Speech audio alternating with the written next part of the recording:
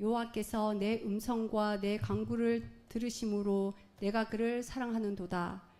그의 귀를 내게 기울이심으로 내가 평생에 기도하리로다. 아멘. 아멘.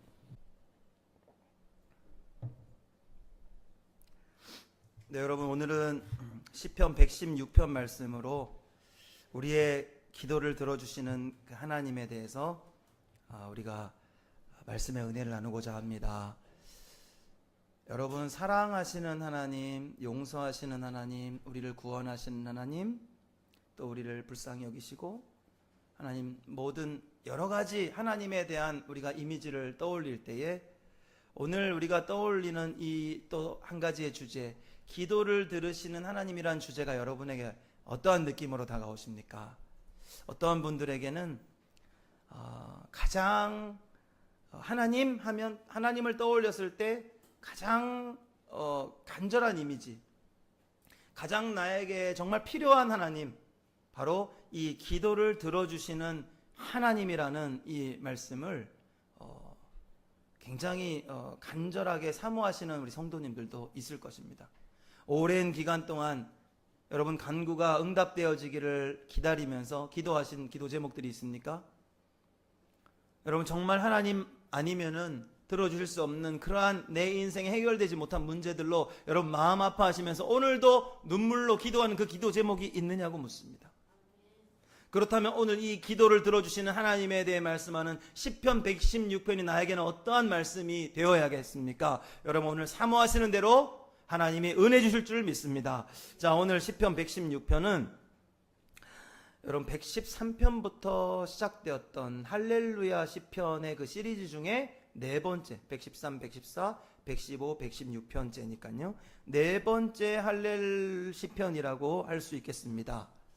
여러분, 할렐 시편이라고 하면 다른 시편도 여러 가지 중요한 의미를 담고 있지만 하나님께 감사하여 찬양과 영광 올려드리는 주제가 이렇게 계속 나열된다라고 보시면 됩니다. 왜 하나님을 할렐루야 해야 되는가 말이죠. 하나님을 왜 찬양해야 되는가 말이죠. 오늘은 그 주제에 대해서 바로 기도를 들어주심으로 인하여 할렐루야 하지 않을 수가 없다라는 겁니다. 오늘 시인은요, 또 다른 할렐루야 해야 할 이유로 우리에게 기도를 들어주시는 하나님을 소개하고 있습니다. 오늘 116편 1절부터 한번 보실까요? 바로 그 시인의 고백이 1절에서 드러나 있습니다. 여호와께서 내 음성과 내 간구를 들으심으로 내가 그를 사랑하는도다. 하나님께서 나의 음성에 그리고 나의 간구에 들어주셨으므로 내가 하나님을 사랑합니다 라고 고백하고 있어요. 여러분, 우리 성도들이 많은 기도 제목이 있을 것입니다. 각자 가정에 또 개인적으로 여러 가지 기도 제목들이 있습니다. 직장, 사업, 또 자녀들과의 문제, 부모와의 갈등, 형제들 간의 어떤 여러 가지 문제, 그리고 내 인생의 미래에 대한 고민, 여러분 끝없는 기도 제목들이 있습니다. 그런데 아까도 제가 말씀드린 것처럼 어떤 이들에게는 정말 간절한 이들이 있을 것이고 또 어떤 이들은 생각보다 덜 간절하신 분들이 있을 거예요. 여러분, 누가 간절하겠습니까? 날마다 하나님을 의지하고 매달리는 자는 이 기도에 응답하시는 하나님에 대한 이 말씀을 놓칠 수가 없는 말씀이 될 것이고, 여러분 그냥 미적지근하게 들어주셔도 그만, 안 들어주셔도 상관없는 별로 간절함이 없는 기도 생활을 하는 성도들도 반드시 있습니다. 반드시라는 말은 빼겠습니다. 있습니다. 여러분, 어떠한 성도로서 우리가 살아갈 때 역사하시고 응답하시는 하나님을 경험하는 삶이 되겠습니까? 물어볼 가치가 없이 간절한 기도 제목을 가지고 날마다 그 하나님의 응답하심을 기다리는 성도들은 살아계시고 역사하시는 응답하시는 하나님을 경험하게 되겠죠. 그런데 오늘 우리의 신앙이 왜 이렇게 미적지근해졌습니까? 별로 그렇게 간절할 만한 기도 제목이 혹시 없어서입니까? 아니면 대부분의 모든 문제들은 현대의학과 과학으로 해결함을 여러분 도움을 받고 살아가기 때문에 혹시 간절함이 없으신 건 아닙니까? 여러분, 우리가 아무리 먹고 살기 좋아지고 시대가 아무리 하나님이 별로 개입하시지 않아도 괜찮을 것 같다라는 생각이 들 정도로 우리의 모든 것들을 충족시켜 줄 만한 발전된 시대를 살아간다 할지라도 여러분, 변함없이 해결할 수 없는 문제가 있습니다. 바로 우리의 죽음과 영생에 관련된 문제죠. 그래서 결과적으로 우리가 하나님을 의지하고 간절한 믿음으로 살아가시는 분들은 이 구원과 영원한 삶에 대한 포커스가 굉장히 선명하신 분들일 가능성이 높다. 그래서 하나님 앞에 나를 구원해 주시기를 원합니다. 이 땅의 여러 문제들 가운데서도 구원해 주시기를 바라지만 영원한 하나님 나라에 속한 자로 하나님이 인정하시는 믿음의 성도로 살아가기를 원하는 자들은 이 땅에 속해 있는 문제들보다 하나님의 약속대로 되어질 그 약속이 이루어지는 것에 포커스를 두고 살아가는 성도들일 가능성이 높다라는 것이죠. 그러면 반대로 이야기했을 때 간절함도 없고 하나님의 기도를 들어주시는 하나님 별로 내 삶에 그렇게 중요하지 않다라고 생각하시는 분들도 있습니다. 그러한 분들은 영생에 대한 소망, 구원에 대한 문제에 대한 어떤 인식보다도 오늘 당장 내 삶에 필요한 것들을 충족해 주기만 하면 되는 그러한 근시안적인 어떤 시각으로 살아가는 성도들일 가능성이 높죠. 여러분, 하나님이 우리를 이 땅 가운데 보내시고 영원한 생명을 누리게 하셨습니다. 언제요? 에덴에서 말이죠. 여러분, 에덴 동산에는 동산 중앙에 두 가지 나무의 실과가 있었습니다. 기억하시죠? 하나는 선악을 알게 하는 나무가 있었고요, 하나는 생명나무가 있었습니다. 그런데 하나님이 동산 중앙에 딱 보이게끔, 여러분, 동산 중앙에 두었다라고 하는 것은 의도가 있습니다. 동산 중앙에는 생명을 먹을 수 있는 생명나무도 있고 동산 중앙에는 선악을 알게 되는 나무의 열매도 있다라는 겁니다. 둘 다 보고 하나님이 금하신 것은 구별하라는 거지요. 구별하고 하나님이 허락하신 생명나무의 열매는 언제든지 와서 따먹어도 좋으나 여러분, 생명나무의 열매로 가까이 가는 길에는 늘 뭐가 있다? 우리가 금해야 하는 그 영역도 동시에 보인다라는 겁니다. 여러분, 그것이 우리에게 주는 교훈이 있습니다. 아주 큰 교훈이죠. 생명이 있는 곳으로 언제든지 나아갈 수 있습니다. 하지만 그 옆에는 늘 우리가 눈을 가려야만 하는 하나님이 먹지 말라 명하신 선과 악을 알게 하는 나무의 열매가 있습니다.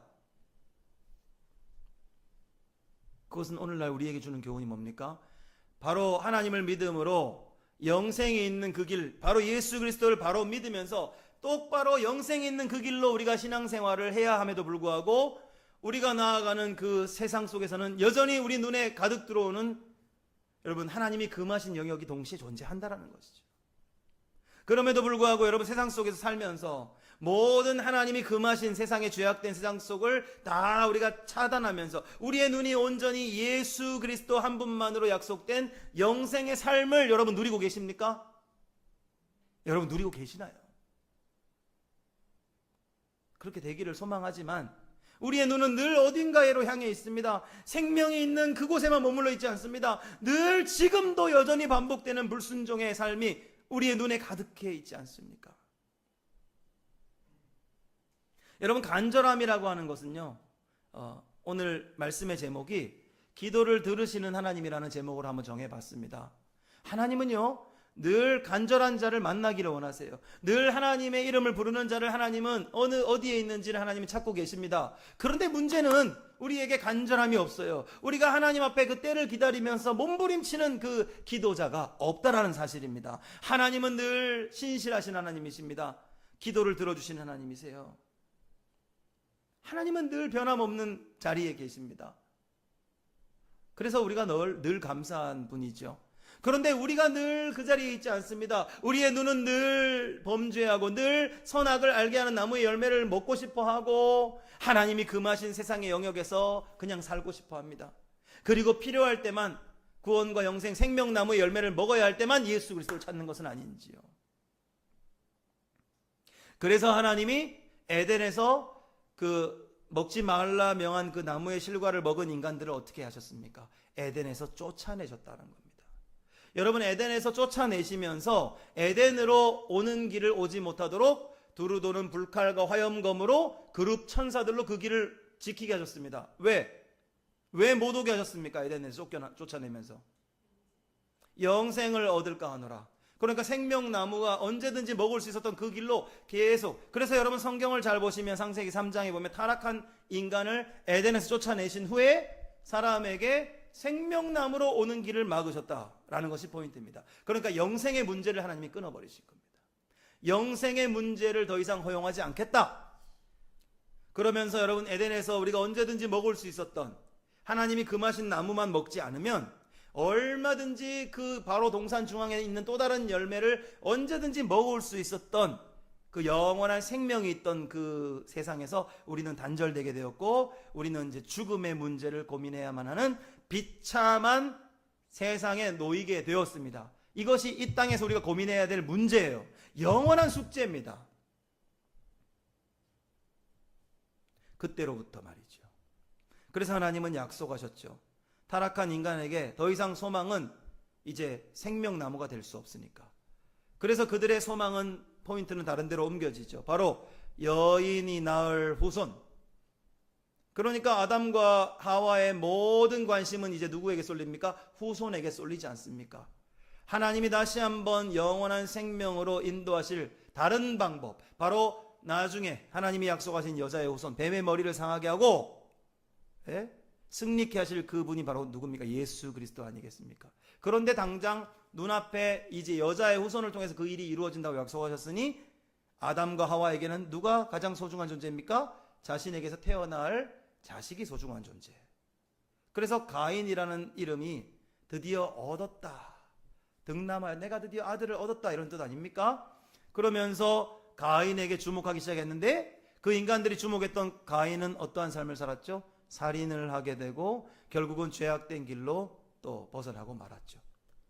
우리가 인간을 의지하고 하나님의 약속을 바라봐야 하는데 인간을 의지하고 또 이렇게 자녀를 의지하고 했을 때 결코 그것이 우리의 뜻대로 되지 않는 삶을 이제 또 경험하게 되는 것이죠. 사랑하는 성도 여러분, 오늘 우리가 왜 하나님께로 온전한 믿음으로 간절함으로 나아가지 못합니까? 바로 여전히 세상 가운데 살고 있으면서 세상을 너무 의지하거나 우리의 자녀를 의지하거나 우리의 가족들, 또 혹시 우리의 부모, 여전히 내가 가지고 있는 내 능력을 의지한 나머지 하나님의 약속만 바라보며 간절히 영원한 생명의 약속이 있는 그곳에 내 마음을 두지 못하는, 혹시 그러한 삶이 있다면 오늘 기도를 들어주시는 하나님에게 간절한 내 마음을 담아 하나님께 다시 한번 내 믿음을 세우는 계기가 되었으면 좋겠고요. 여러분, 실패할 일들을 계속해서 반복해서 여전히 살고 있으면 안 되겠습니다. 왜냐하면 세상이 여러분 악할 대로 악해져 있죠. 성경이 마지막 때가 되면 나타날 징조들이 이미 다 보여서 이미 알만한 사람들은 다 기도하고 있습니다. 무엇을 기도합니까? 마지막 주님 약속대로 되어질 날을 기다리고 기도하며 깨어 있습니다. 여러분, 예수님이 이 땅 가운데 오셨을 때 예수님이 오시기 전부터 외쳐지는 외침의 소리가 있었습니다. 세례 요한이 무엇을 외치고 있었죠? 광야에서? 천국이 가까이 왔다라고. 예수님이 이 땅 가운데 오셔야만 했던 이유가 무엇이겠습니까? 네, 맞습니다. 그거는 이제 구약 때부터 계속 약속되어 있었던, 예수님이 드디어 사람의 아들로 사람의 몸으로 오셔야 되는 그 이유가 무엇이겠습니까? 더디 오시다가, 구약 시대 내내 안 오시다가 예수님이 그 2000여 년 전에 사람의 몸으로 딱 오셔야 되겠다라고 결정하신, 왜 그때가 예수님이 이 땅에 오셔야 되는 때라고 하나님이 정하셨을까요? 맞는데 왜 그때냐고. 왜 하필 그때냐고. 임박했으니까 말이죠. 죄악이 가득 찼으니까 아니겠습니까? 더 이상 지체할 수 없는 하나님의 때가 이제 임박했다라고 판단하셨으니까 이제 약속된 그 메시아를 이 땅에 보내셔서, 이제라도 여러분 광야에서 장대 위에 달린 놋뱀을 바라보면 사람들이 불뱀에 물린 자마다 다 살게 해주셨던 것처럼 예수 그리스도의 십자가의 대속의 그 은혜를 이제 하나님의 약속대로 성취되었다라고 믿는 믿음을 가진 자들은 이제 마지막 때에 구별하시기 위한 하나님의 때가 되었기 때문에 보내신 거 아니겠습니까? 그리고 여러분 마지막 선지자의 기능을 했던 세례 요한이 무엇을 외쳤습니까? 바로 그 하나님의 성령의 감동으로 메시지를 외친 거 아니겠습니까? 예? 천국이 가까이 왔다라고 외쳤습니다. 그로부터 여러분 무려 2025년이나 흘렀어요. 이제 가까이 왔으면 더 가까이 왔겠죠. 그때도 가까이 왔는데 이제는 여러분 진짜 말세를 살아가는 지혜가 우리에게 필요합니다. 여러분 많은 거짓 선지자들이 이미 일어났습니다. 음지에 있던 그들이 지금 양지로 다 올라왔어요. 교회라는 이름으로 여러분 정치적인 선동도 일어나고 있고, 그죠? 교회 목사님들이 다 그냥 교회에서 겸손히 기도하지 않으시고 카메라 앞에 서시고, 그것이 정말 하나님이 기뻐하시는 모습인지 잘 모르겠습니다만 하여튼 여러분 다양한 모양으로 이단들도 굉장히 교회라는 이름으로 드러나 있고, 굉장히 많은 지금 정치판에서 교회 이름 안 나오면 심심하다 그래요. 교회가 다 그 부정적인 어떤 일에 연루돼 있고, 다 이슈몰이 영화 주제 전부 다 교회. 네. 그리고 최근에 넷플릭스 나는 신이다 뭐 하는 그 다 교회라는 이름으로 이단 교주들이 성적인 문제, 여러 가지 경제적인 모든 문제, 이런 많은 문제들의 이슈가 다 교회. 마지막 때가 가까이 왔음을 느낍니다. 그러면서 요즘 전도가 잘 되는 종교가 있는데 여러분 혹시 아세요? 요즘 별로 이렇게 노력하지 않아도 전도가 잘 되는 종교가 있답니다. 불교가 요즘 인기래요. 뉴진 스님이라고. 뉴진 스님이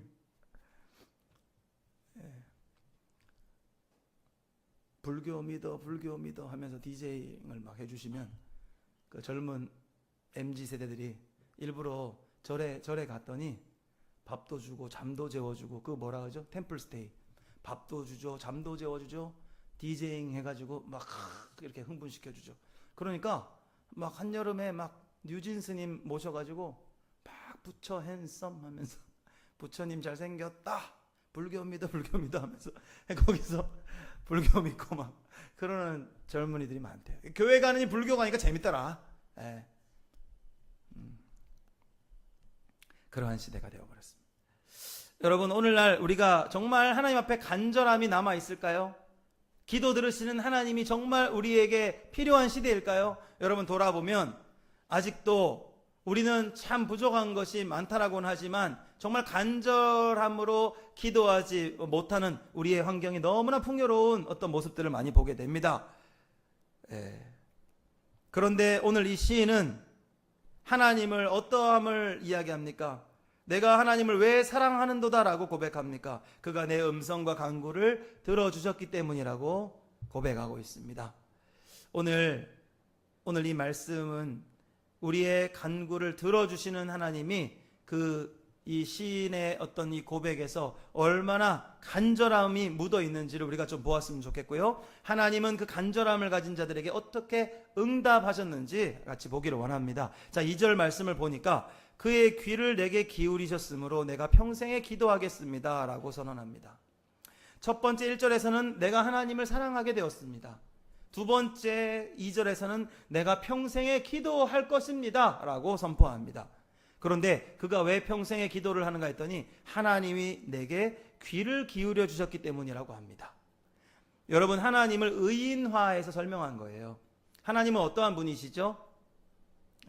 빛이시고 영이신 분입니다. 하나님이 귀가 달리셔가지고 귀를 우리에게 이렇게 기울여 주신 표현은 여러분 시적인 표현이라고 볼 수 있어요. 자, 그러면 여러분 귀를 기울였다라고 하는 것은 의인화적인 표현인데 이것은 여러분 어떻게 우리가 달리 해석할 수 있냐면 하나님이 내 기도를 들어주셨다라고만 해석할 수 있는 게 아니라 하나님이 내 기도에 응답해 주셨다라고도 말할 수가 있겠습니다.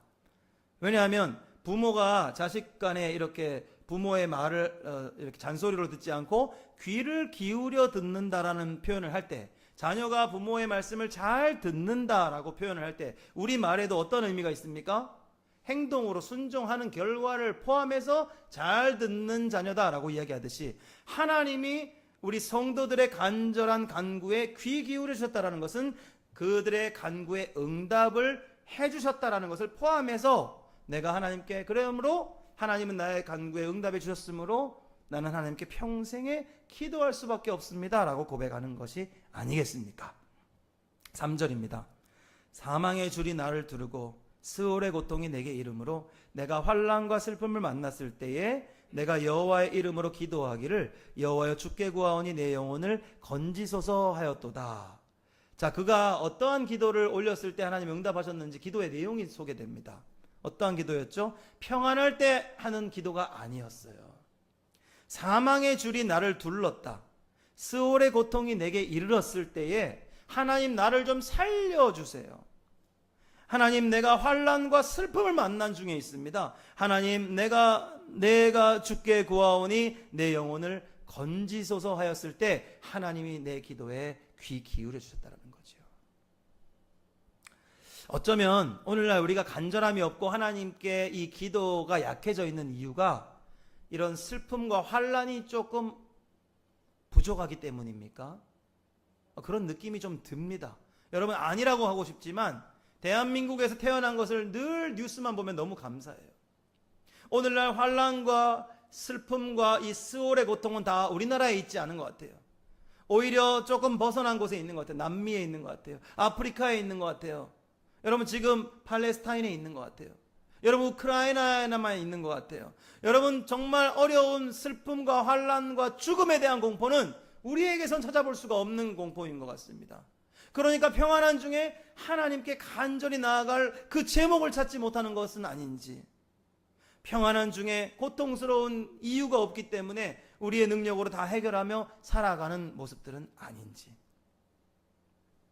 그러나 오늘 시인은 이러한 슬픔과 고통 중에 하나님께 간구하였더니 응답을 받았다라고, 그래서 내가 평생에 여호와께 기도하겠다라고 그렇게 선포하고 있는 것이죠.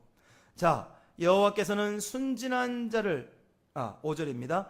여호와는 은혜로우시고 의로우시고 우리 하나님은 긍휼이 또한 많으시도다. 여호와께서는 순진한 자를 지키시나니 내가 어려울 때에 나를 구원하셨도다. 자, 그러면서 또 7절에 이렇게 고백하죠. 내 영혼아 네 평안함으로 돌아갈지어다. 여호와께서 너를 후대하심이로다. 주께서 내 영혼을 사망에서 내 눈을 눈물에서 내 발을 넘어짐에서 건지셨나이다.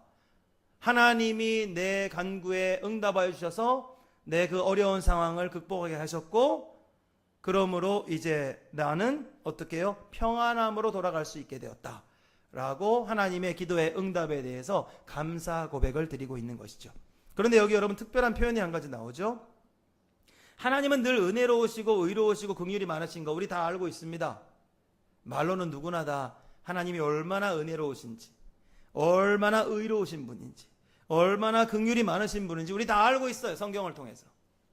그런데 이러한 상황이 처해보지 못했기 때문에 하나님의 은혜가 별로 필요 없는 겁니다. 하나님의 의로우신 판단이 필요 없는 겁니다. 하나님의 긍휼이 별로 우리에게 와닿지 않는 것이에요.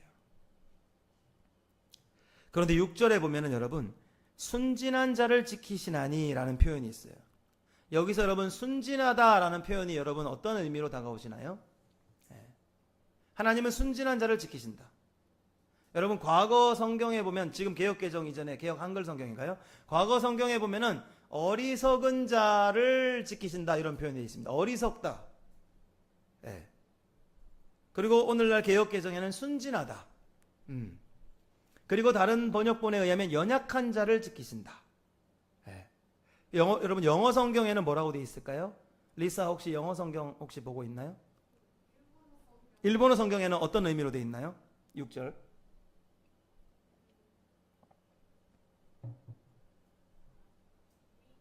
weak, 연약한. 네. 일본어 성경에는 이제 약한 성도들을 지키신다. 영어 성경에는 아마 simple이라고 되어 있을 겁니다. simple. 이렇게 단순하다. 단순하다. 자, 여러분 이 순진한 자를 지키신다라는 이 순진한 자가 누굴까요? 세상에서 비록 연약해 보일지라도, 세상에서 비록 조금 어리석은 자들이라고 평가를 받는다 할지라도, 세상에서 조금 뭔가 우리가 연약한 자, 남들처럼 떵떵거리면서 내 부를 과시하면서 더 능력 있게 살지 못한다 할지라도 이 말이죠. 세상에서는 굉장히 심플하고 단순한 사람들이라고 보여져. 왜? 이 땅에 별로 소망을 두지 않습니다. 우리의 목적은 심플합니다. 우리의 죄 때문에 죽을 수밖에 없었던 세상에서 구원받아서 영원한 생명이 있는 곳으로 다시 옮겨지는 심플한 목적을 가진 자들, 심플한 하나님의 약속을 믿는 자들, 비전을 가지고 하나님을 향해 살아가는 성도들이라고 할 수 있겠습니다. 여러분, 여기서 순진하다라는 표현을 다양하게 여러분이 해석할 수 있다 할지라도 그것은 성도들, 하나님을 의지하는 연약한 자, 하나님을 의지하며 살아가는 단순한 자들, 약한 자들이라 할지라도, 세상에서 우리가 비록 조금 나약한 존재처럼 살아가는 것처럼 보인다 할지라도, 여러분, 누가 그를 지키신다? 여호와께서는 그러한 자들을 지키시나니. 내가 어려울 때에 여전히 나를 구원하신 하나님을 그가 고백하고 있는 것입니다. 그렇기 때문에 오늘도 슬픔과 환난과 눈물 많은 내 인생에서 내가 하나님을 의지함으로 평안함으로 돌아갈 수 있는 것입니다. 왜? 하나님이 너를 후대하심이로다. 하나님이 우리의 기도에 간구에 응답하시고 후대하실 것을 믿기 때문에 이렇게 살아갈 수가 있는 것입니다. 자, 그러면서 여러분 다시 한번 8절을 볼까요? 주께서 내 영혼을 사망에서, 내 눈을 눈물에서, 내 발을 넘어짐에서 건지셨나이다 라고 말할 수 있는 거죠. 자, 그러면서 9절입니다. 같은 맥락에서 내가 생명이 있는 땅에서 여호와 앞에 행하리로다.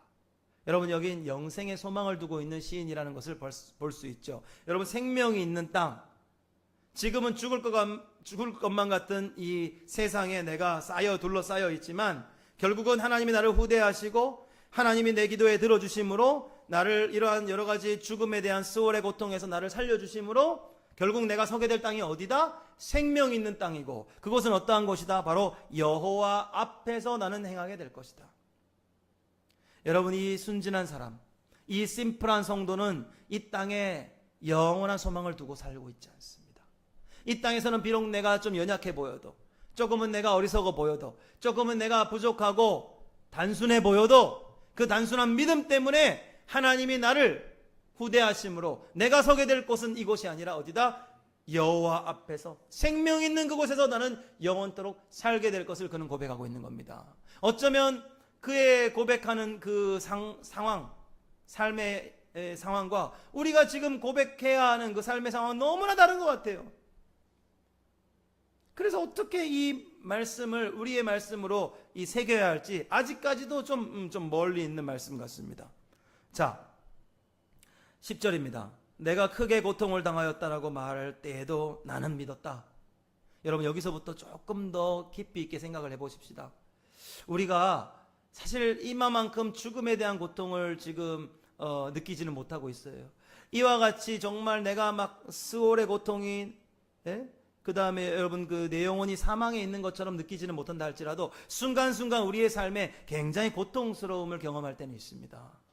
우리가 여러분 굳이 제가 말 안 해도 여러분 고통 없는 인생이 있습니까? 슬픔 없는 인생은 없습니다. 그러나 오늘 이 시인이 말하고 있는 이 10절에 내가 크게 고통을 당하였다라고 말할 때에도 그는 믿음을 포기하지 않았노라라고 고백하고 있습니다. 나는 믿었습니다. 그리고 11절 내가 놀라서 이르기를 모든 사람이 거짓말쟁이라 하였도다. 여러분, 이 표현은요 조금 시적인 표현인데 다른 사람들이 믿음 없는 말들을 할 때 여러분 저들의 말은 다 거짓이다. 그리고 내 믿음이 흔들리지 않았다라고 이야기하는 거예요.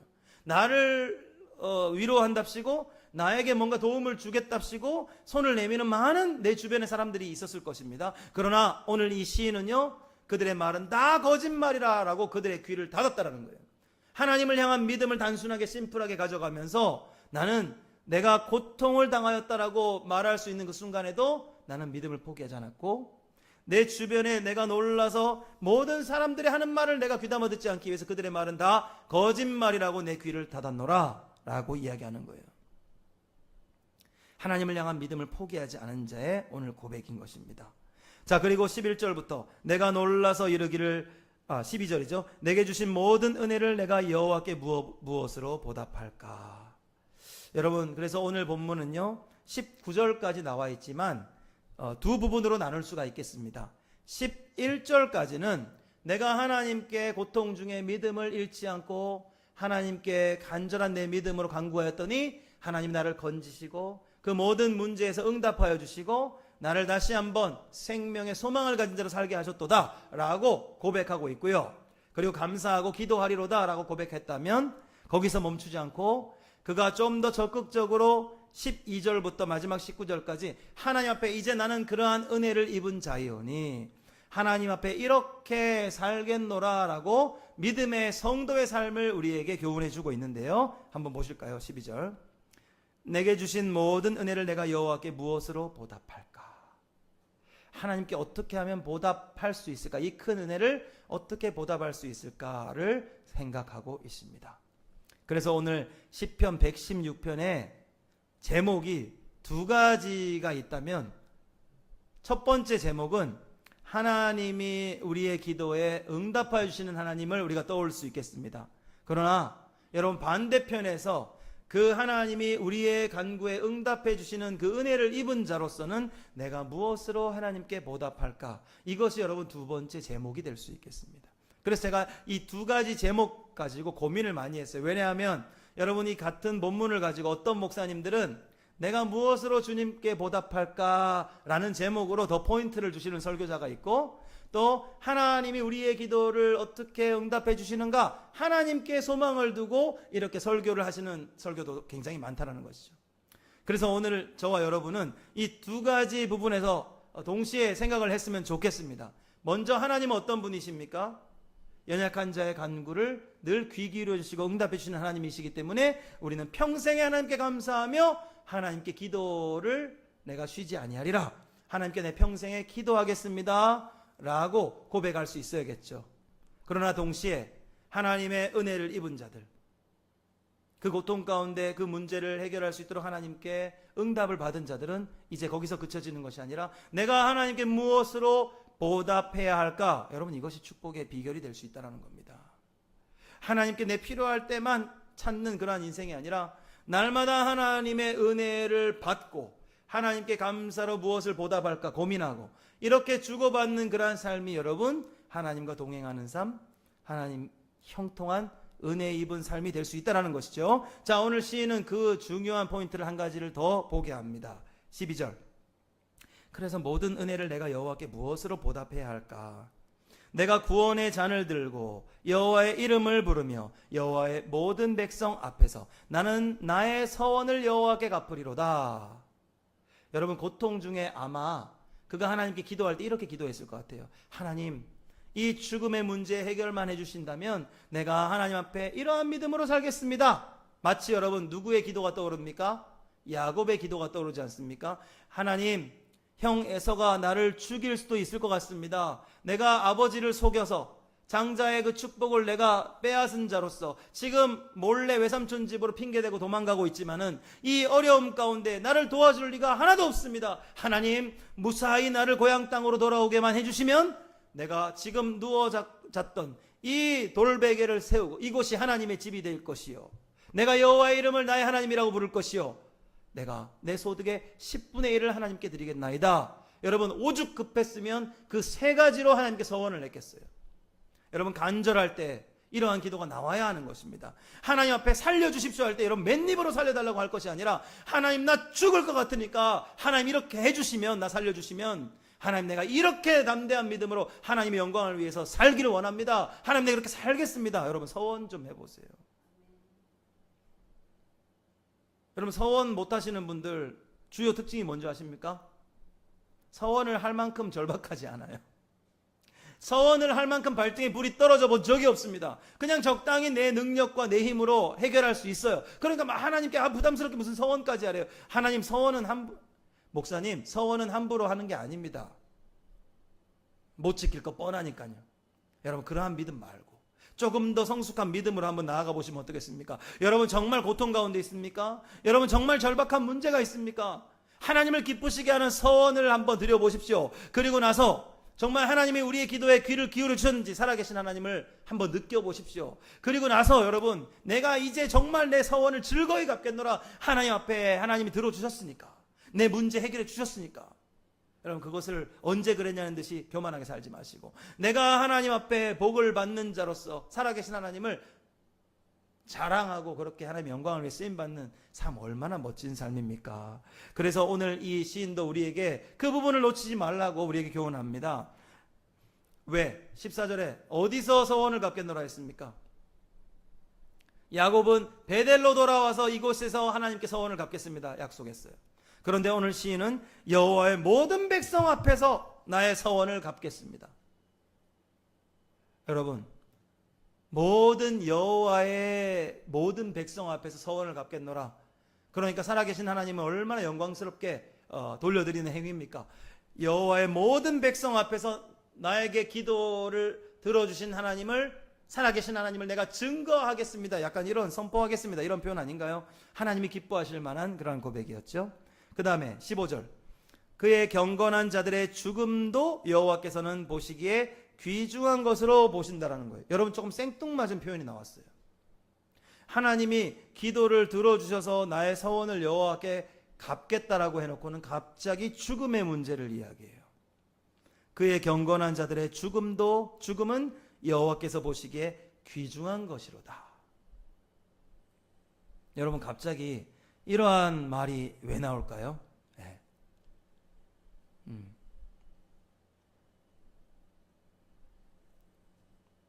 사실 이 경건한 자의 죽음은 여호와께서 보시기에 귀중한 것이로다. 이 말씀은 나중에 여러분, 경건한 자들 중에 가장 위대한 경건한 자의 죽음, 바로 예수 그리스도의 죽음이 얼마나 위대하고 값진 죽음인가, 여호와께서 얼마나 귀중하게 보시는 죽음인가, 이렇게 상징적으로 우리가 인용할 수도 있는 그런 말씀입니다.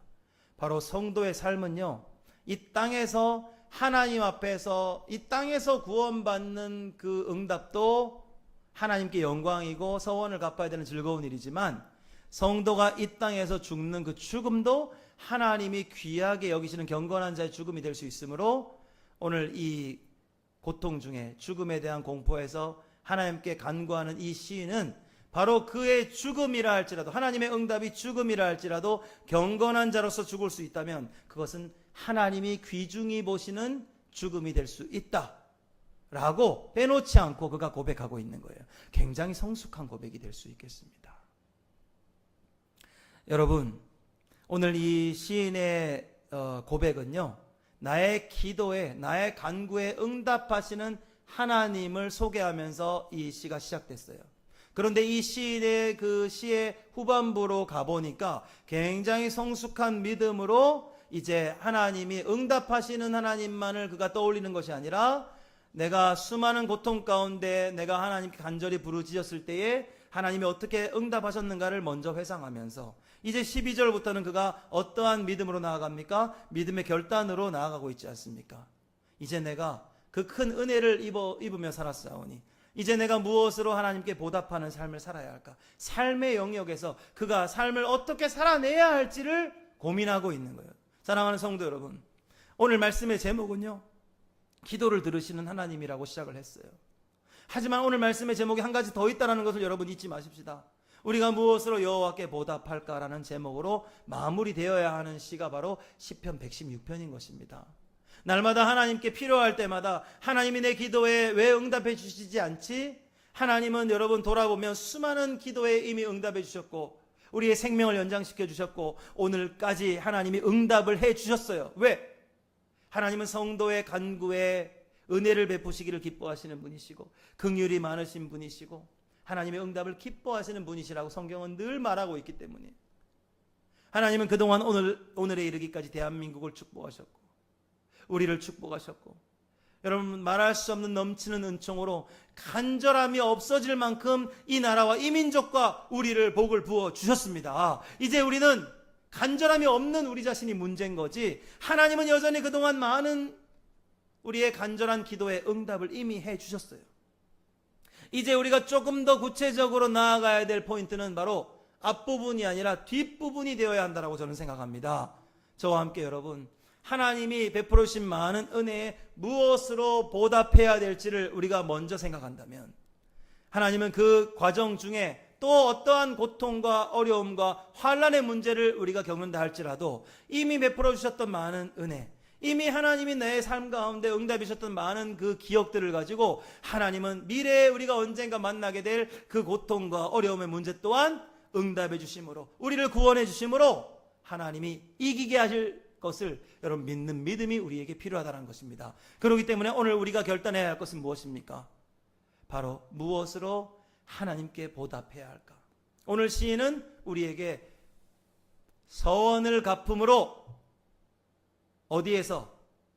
모든 여호와의 백성들 앞에서 서원을 갚음으로 살아계신 하나님을 증거하겠노라라고 선포합니다. 그리고 하나님 앞에 서원을 갚는 것이 얼마나 복되고 즐거운 일인가를 그는 잊지 않고 떠올리고 있습니다. 또한 의인의 경건한 자의 죽음이라 할지라도 하나님은 귀중히 보는 것이기에 또한 죽음의 문제까지도 그는 고민을 하고 있는 것입니다. 사랑하는 성도 여러분, 하나님은 누구를 위하여 아까 누구를 지키신다고 했죠? 바로 순진한 자를. 6절에 보십시다. 여호와께서는 긍휼이 많으심으로 순진한 자를 지키신다라고 시인이 고백하였습니다. 우리가 이 땅 가운데 여러분 손해보지 않으려는 삶이 있어요. 성도들은요 조금은 손해를 볼 수밖에 없는 원리가 있어요. 왜냐하면요 우리가 그 버는 거 얼마 된다고 하나님 함께 늘 예물 드리라고 하지. 그리고 여러분 그 예물 드린 것으로 만족하고 이제 나 좀 먹고 살아야 되는데 옆에 가난한 자들을 보게 하시고, 우리가 도와야 될 선교지에 우리가 자꾸 흘러보내기를 원하시고, 하나님이 우리에게 요구하시는 게 너무 많은 것처럼 보여집니다. 순진해가지고 순종 잘하고 사셨죠. 순진해가지고 하나님께 예물을 드리면 복 받는다. 순진해가지고 하나님 말씀대로 사는 것이 복이다. 여러분 그동안 믿음으로 열심히 살아오셨을 거예요. 그러니까 세상 사람들이 볼 때는 어리석다라고 이야기할 수밖에 없어요. 한 푼이라도 더 모아야죠. 한 푼이라도 더 모아야죠. 뭐 가난한 자를 돌볼 새가 어디 있습니까? 내 자녀들 배불려야죠. 내 가족들 배불려야죠. 나만 여러분 잘 먹고 잘 살면 되는 것 아닙니까? 그게 어떻게 보면 세상적인 지혜라고 할 수 있겠습니다. 그러나 우리는 순진하고 어리석어요. 우리는 순진하고 단순해서 하나님의 말씀대로 순종하지 않으면 내가 그 은혜로 살지 못할 것 같은 두려움이 있어서 하나님의 말씀을 믿기 때문에 하나님 함께 예물도 드리고, 여러분 가난한 자를 외면하지 못했고 그동안 여러분 열심히 섬기고 봉사하며 살아왔을 것입니다. 그러한 우리의 삶이 있었기에 하나님은 오늘도 우리를 생명을 지켜주시고 하나님 앞에 거룩한 성도로서 살아갈 수 있도록 도와주신 것 아니겠습니까? 여기까지 여러분 순진하게 잘 살아오셔놓고 이제 점점 세상적으로 물들어간다면 얼마나 안타까운 삶이 되겠습니까? 이제 다시 하나님 앞에 선포하십시다. 하나님 앞에 믿음으로 살아야겠는데 내가 필요할 때만 나의 기도를 들어주시는 하나님으로 인식하지 말고, 이제는 내가 하나님이 그동안 내게 베풀어 주셨던 많은 은혜들을 여러분 떠올리면서 내가 이제 무엇으로 하나님께 보답할 수 있을까? 내가 혹시 하나님 앞에 그 고통스러울 때 올렸던 그 기도에 내가 혹시 서원한 기도의 제목들이 있었다면 내가 갚지 않고 내가 뻔뻔하게 살아가고 있는 나의 삶의 모습은 없는가? 많은 백성들 앞에, 모든 여호와의 백성 앞에서 나의 서원을 여러분 즐겁게 갚으시는 여러분 되기를 주의 이름으로 축원합니다. 그리고 우리의 죽음이라 할지라도 여러분 너무 두려워하지 마십시오. 여러분 이 땅에서 우리의 문제가 다 해결되지 않는다 할지라도 오늘 시인이 어디에서 살게 된다라고 고백했습니까? 생명이 있는 땅에서. 9절 말씀을 기억하십시다. 내가 생명이 있는 땅에서 여호와 앞에 행하게 될 것이기에 경건한 자의 죽음 또한 여호와께서 보시기에는 귀하게 여기신다. 귀중한 것이로다 라고 빼놓지 않고 고백할 수 있어야 한다는 것이죠. 그러면서 이제 마무리합니다. 여호와여, 진실로 나는 주의 종입니다. 여러분 시인의 고백이 점점 더 성숙한 고백으로 가고 있어요. 이제 내 삶의 주인이 내가 아니라 나는 진실로 주의 종입니다. 나는 진실로 주의 종이오니. 그리고 또 어디까지 고백합니까? 자신의 모친도 떠올립니다. 주의 여종의 아들 곧 주의 종들입니다 라고 고백하고 있어요. 어머니의 믿음이 자녀에게 이어져 있고요. 그 자녀와 함께 우리는 주의 종입니다. 그 가정 전체가 믿음으로 이렇게 고백할 수 있는 아름다운 가정이라면 얼마나 축복된 가정이라 할 수 있겠나요? 주께서 나의 결박을 푸셨나이다. 내가 주께 감사제를 드리고 여호와의 이름을 부르리이다. 내가 여호와께 서원한 것을 그의 모든 백성이 보는 앞에서 내가 지키리로다. 여러분, 오늘 말씀을 이렇게 서원을 지키겠다라는 다시 한번 강조를 한 뒤에 오늘 이 시를 마무리하려 하고 있습니다. 그리고 여러분, 조금 더 강조를 하지요. 내가 여호와께 서원한 것을 어디에서 갚겠습니까? 모든 백성이 보는 앞에서 지키겠습니다라고 첫 번째 강조했고, 두 번째 예루살렘 한가운데서, 세 번째 여호와의 성전 뜰에서 지키겠습니다. 여러분, 삼중적인 강조예요. 이게 같은 어떤 장소의 맥락이라고 볼 수 있겠습니다. 첫 번째, 여호와의 모든 백성들이 어디에 있습니까? 여호와의 성전 앞에 모여 있겠죠. 예. 그리고 성전은 어디 있습니까? 바로 예루살렘의 하나님의 임재 상징하는 그곳입니다. 그러니까 날마다 나의 믿음을 어디에 두고 살겠다는 고백입니까? 하나님 중심으로 살겠다는 고백입니다. 성도로서 내가 하나님 앞에 간절한 기도만 올렸던 것이 아니라 기도를 할 때 내가 서원했던 것을 이제 갚는 자의 삶으로 성숙한 믿음을 고백하면서 하나님의 기도의 응답을 누릴 수 있는 그러한 복된 삶을 그가 고백하고 있는 것이죠. 여러분, 사도 바울도 이렇게 고백했어요. 땅끝까지 이르러 내 증인이 되리라고 하신 그 예수 그리스도의 마지막 명령, 그가 증인된 삶을 사도행전 1장 8절, 여러분 그 유명한 말씀 사도행전 1장 8절의 그 말씀에 자신의 온 생애를 걸고 살았던 인물이 바로 사도 바울 아니겠습니까? 땅끝까지 이르러 내 증인이 되리라. 여러분, 사도 바울이 사도행전 1장 8절 그 말씀을 붙들고 자신의 인생을 던질 수 있었던 그 이유가 무엇입니까? 바로 하나님이, 예수님이 다메섹 도상에서 자신을 만나주시고 죽을 뻔했던 자신을 살려주셨던 그 은혜를, 그 한 가지 은혜를 잊지 않았기에 그 일평생을 주의 사도로서 매를 맞는 것도 두려워하지 않고, 여러분 그 죽음에 이르기까지 자신의 삶을 온통 주의 증인으로 살기를 기꺼이 주저하지 않았던 사도 바울의 인생 또한 오늘 우리가 떠올리게 됩니다. 여러분, 지금까지 베풀어 주신 은혜를 기억하는 자만이 바로 이와 같이 하나님께 내가 무엇으로 보답하고 무엇으로 갚을까, 그러한 삶을 살 수가 있는 것입니다. 사랑하는 성도 여러분, 어떠한 자가 복을 누리는 삶을 살 수 있습니까? 바로 하나님이 먼저 우리의 기도에 응답해 주시고 베푸신 은혜를 잊지 아니하고 기억하는 자만이 이러한 복을 더 누리면서 영원한 생명 있는 곳에서 살게 될 줄 여러분 믿으시기를 축원드립니다. 그리고 오늘 우리가 해야 될 것은 무엇입니까? 조금 더 성숙한 단계로 나아가서 고백해 보시면 어떻겠습니까? 이제 내가 하나님께 어떠한 은혜를 받은 은혜를 무엇으로 보답할까? 여러분 이런 것들을 좀 고민하십시다. 그리고 더 나아가서 주의 종이라 한번 고백해 보시면 어떻겠습니까? 하나님, 우리는 주의 종입니다. 주의 여종의 아들 나 곧 주의 종입니다. 우리 어머니 주의 종으로 살았고 나 또한 주의 종으로 살기에 하나님이 나를 붙드시고 은총을 베푸시고 하나님의 은혜로 내가 살다가 내가 죽게 되면 경건한 자들의 죽음이었기 때문에 하나님 나의 죽음도 귀중히 여기실 것을 믿기에 오늘 내가 이러한 믿음으로 하나님께 살아가게 하여 주옵소서. 이것이 오늘 시편 116편을 마음 가운데 새기는 복된 성도의 고백 되시기를 주님의 이름으로 간절히 축원드립니다. 아멘.